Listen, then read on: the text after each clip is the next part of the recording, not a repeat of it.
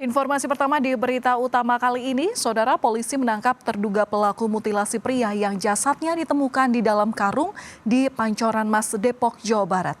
Terduga pelaku merupakan teman korban yang dikenal lewat media sosial.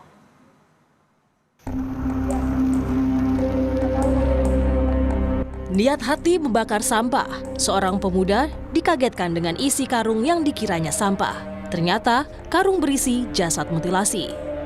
Sontak warga geger.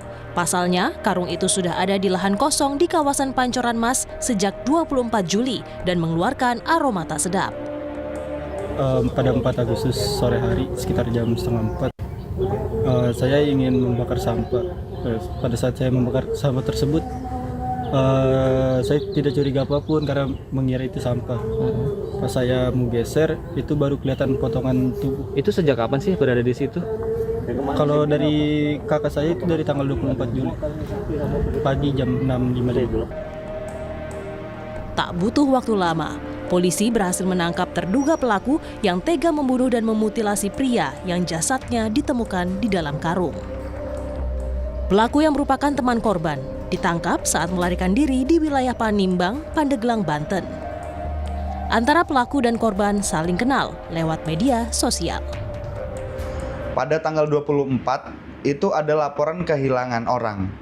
Bantuan pencarian orang yang kemudian kami telusuri atas nama inisial K. Kemudian kami mendalami saksi-saksi, mengumpulkan bukti-bukti dan ditemukan fakta bahwasannya inisial K terakhir kali sedang bersama dengan inisial S yang kami curigai merupakan pelaku pembunuhan tersebut.